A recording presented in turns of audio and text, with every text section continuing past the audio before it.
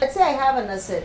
If you say I'm willing to sell my asset for 50%, is that a wise choice to make, or would you say take a loan against the asset? See, I think now is the perfect time for someone who wants to restructure debts, right? Because like he rightly said, assets are very difficult to sell, especially if it's real estate. Okay. It is illiquid. So don't look at that as an option at all. Doesn't make sense to sell it at 50% lower. You wouldn't advise that? I wouldn't advise that. Okay. But I would advise you take some time to sit and restructure and work out your debt. Okay. Right? For example, if you have a loan, a credit card loan, you're probably paying close to 30% interest. 30%, yeah. yes. Now, banks are flush with money. Okay. Because no one is borrowing.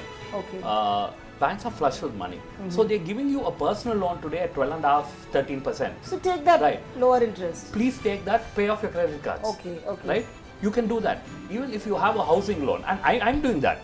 Like my housing loan earlier was at from 11.5%. So I said, why should I pay 11.5%? So I went kind of negotiated, changed from a fixed to a floating, and now I'm at 8.75%. Wow. Okay. So that itself gives you, a much amount of savings. So spend some time, right? Please also go sit with the bank, help them restructure your loan. So there is a space. Yeah. Banks have a lot of space. A credit card who's earning 30% is happy to reduce 10%, 15% if you are going to tell them, I will settle in one shot.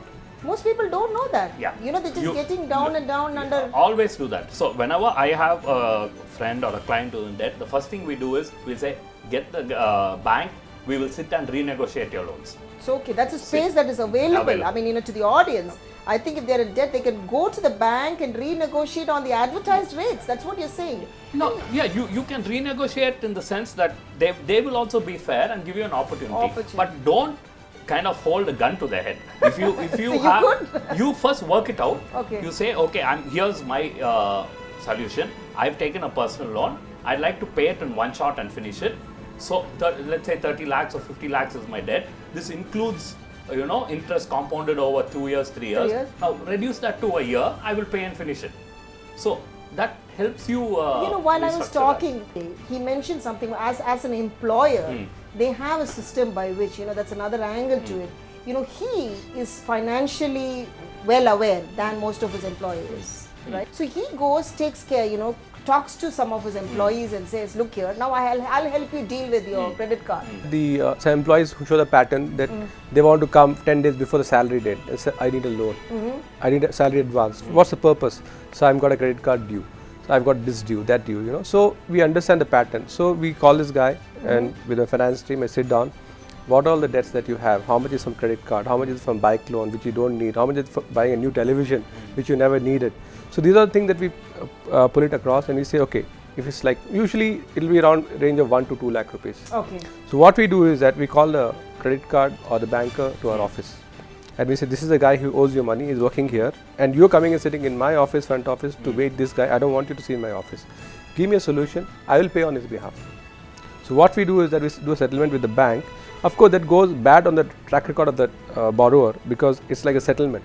So that's a point we know. But he need to bite the bullet if he has to come out of it. So in a case where a guy is getting to more and more debt, you would advise that you come out of this credit card thing completely, is it? Exactly. So but it affects the credit rating. So the person cannot take a loan later on. So how would you encourage that? Is that okay? Basically how the CIBIL works is that even the smallest of the dues, if you're not closed properly, it reflects on your credit rating.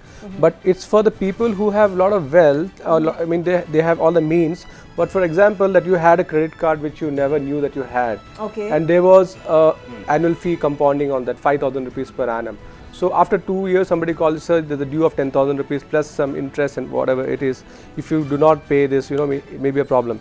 But today, you may have to pay 28,000 rupees to close that particular issue. And you have money with you and you don't want your credit rating to be affected, so you pay 28,000 rupees and you close it. Okay. It's for those kind of people. Okay. But not for the person who's already in debt and. So you would advise them to do that. That's the first. Yeah, if you have few lakhs, why you want to bring this into a CIBIL report? You just say, okay, pay 20. You can come back to getting a credit card 5 years later. Yeah, you can because you're paying your tax. Yeah, you're paying taxes. You don't think it's like totally closed doors for you. You have your Form 16s and all this thing. With that, maybe 1 or 2 years you can come out. Yeah, definitely. Okay, that's it.